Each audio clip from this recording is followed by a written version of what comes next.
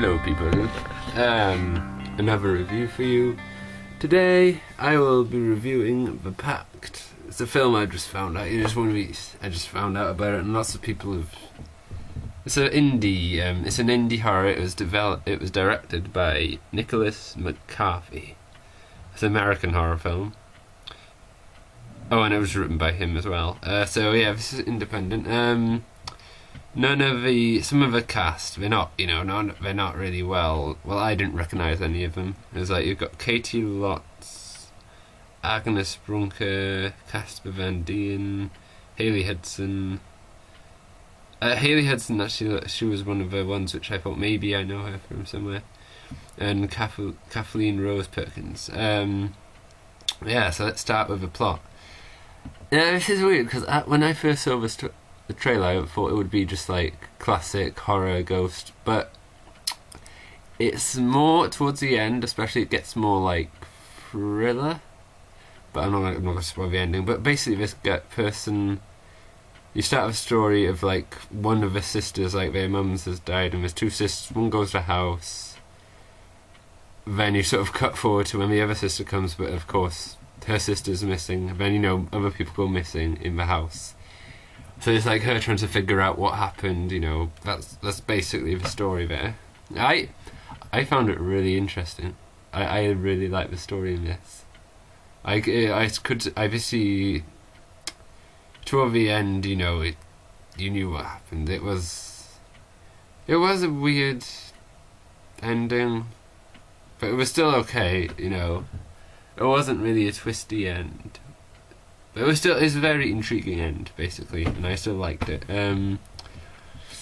So the acting, I quite Casper Van Dien. He was he's quite a good cop actor. You don't really see, like, well, you don't see the first sister for long because she just like disappears. The main character, she was. Okay, at the start I thought she was a bit of a bitch, but she does do a good job of like carrying this film, and making you basically feel sorry for her. You feel sympathetic towards her, and Haley Hudson is the sort of one who can like sense stuff. You don't really see her for that much of a movie. She's like a minor role, and it was okay, but I didn't really feel that much towards her because she wasn't in the plot that much. She was just something used to add some of her supernatural elements to it, I think. So yeah, generally good acting. Was it scary? Now this is the thing. It started off scary. Like, it was at the start. It was it was very horror type. It wasn't so much like really stuff in your face. Like, there was maybe 2 jump scares, but the first one was led up quite well, and especially the second one was good. And there was some very good imagery where it was very tense.